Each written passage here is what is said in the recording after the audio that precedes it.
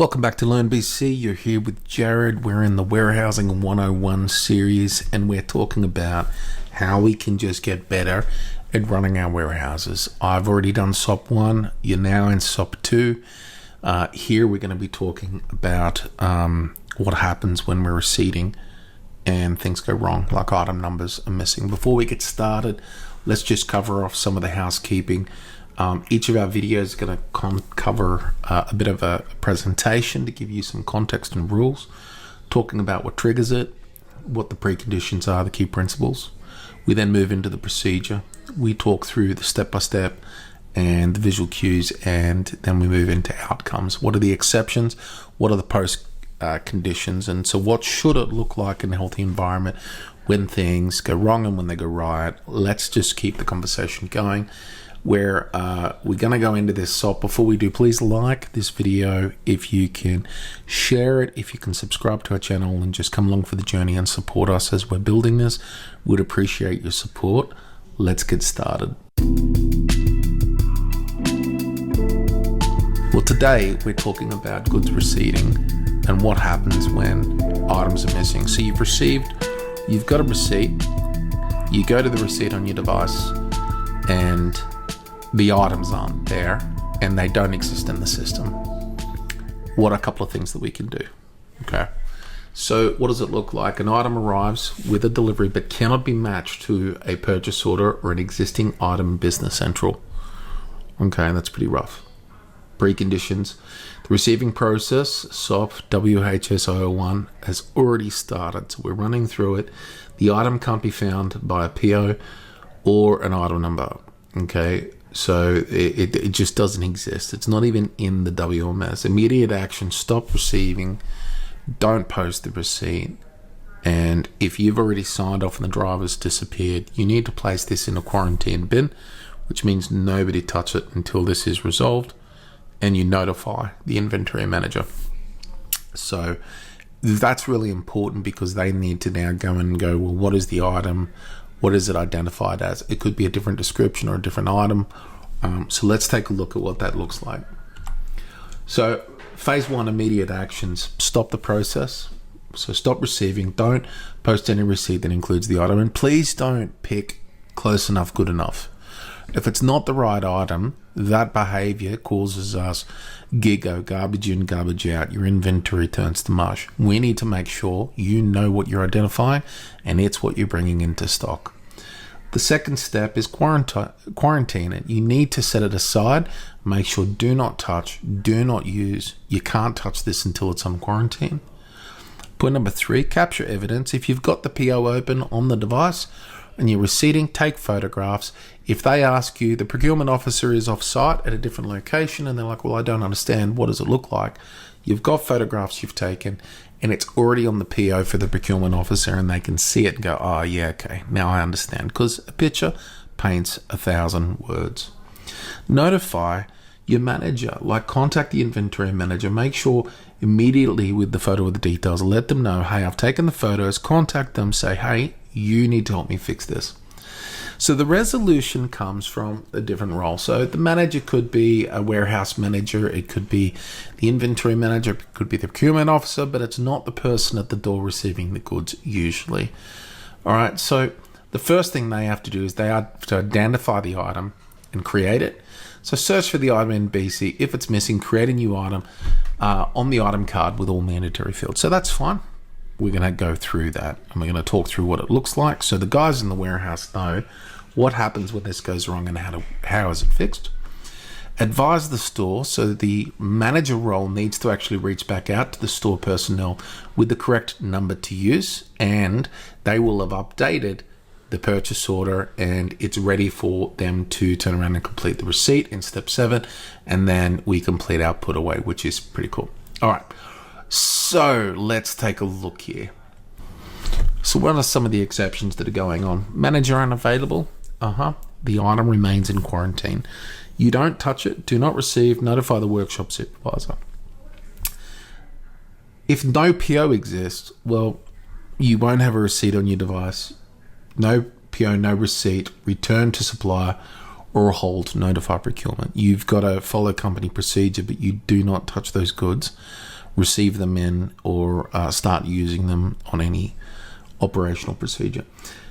If the wrong item's sent, don't receive it. Mark it as an incorrect delivery. Notify procurement for its return. Okay, so we need to organize that to be returned to sender. That's not what we ordered, so we can't receive it. So post conditions. If the item exists in BC as valid inventory, it means by following this and cleaning things up, we're going to make sure what's in inventory always is, and it's clear. The receipt posted via the SOP-1 is the outcome we want from this SOP-2.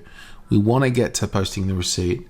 Quarantine bin is super clear. Okay, so let's now take a look in Business Central. What does this look like in Business Central and in the WMS?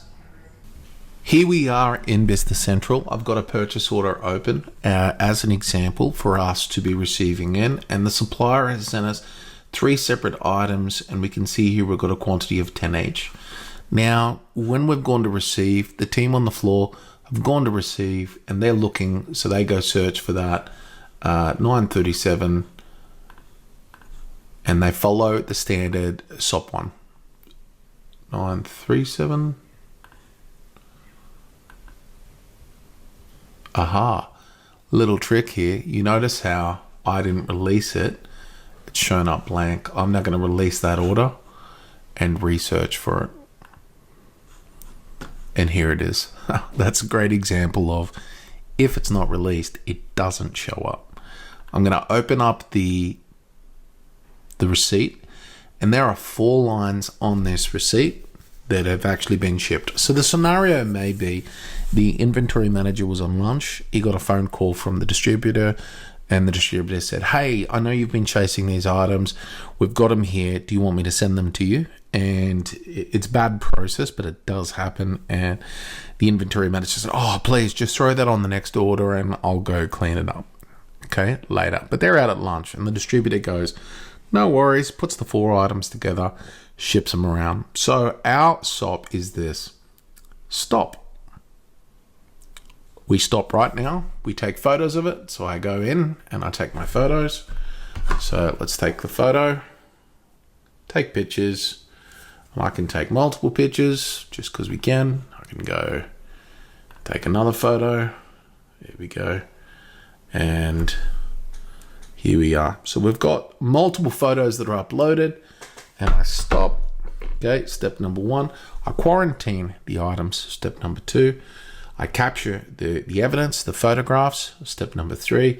And I notify the manager. Okay, that's the warehouse process. We then back out on the device. We don't do anything. We just back straight out. Now, the manager comes in to Business Central, and all that they're doing is reopening the document. But to reopen it, you've got to understand a receipt was created against these. So if I go into related warehouse receipt lines, there is a receipt, and while there is an existing receipt, we are not able to edit those lines. So I'm going to open that document, and on the top center, I'm going to hit the delete button. So let's hit delete. Delete receipt 349, yes. Now the receipt is deleted, I can reopen my order, and they've said it's a test E, and I'm going to hit new item. I've got my new item test E, test. And to get an item working within the system, it inherits a lot of these fields from templates. As we scroll down, the first thing we've got is the item number and description. We scroll down into the cost, it might be $50. We go down into our sell price, might be $100.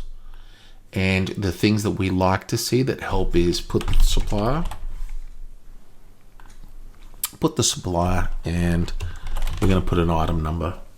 And that helps us with our procurement. By default, the template set the rest of the fields on here that we want to be set for this particular item type. And we just hit OK. And as we hit OK, test E, we scroll over, and we're going to add 10 and 200. We've fixed the receipt.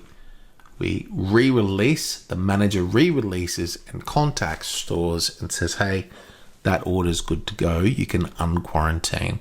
The stores goes into the receipt.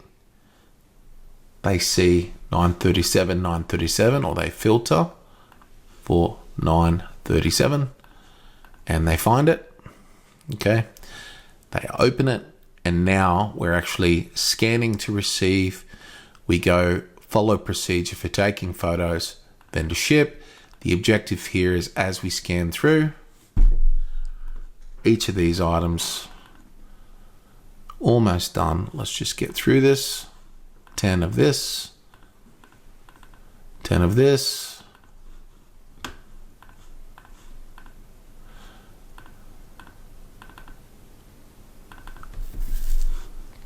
Final 10. We've taken our photos. Shipping number is entered. We've got ourselves a shipping number.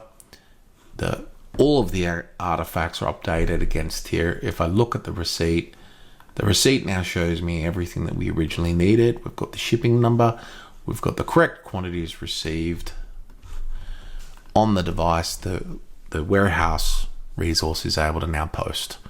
And as they hit post, they hit yes. We've now rectified an order that had missing items. And this purchase order now in the system, as I scroll over, it's going to show me we've now received those into stock. We have now got sufficient stock of those items. We can't use them yet because we've not put them away. And we're going to talk about the putaways in a couple of videos coming up.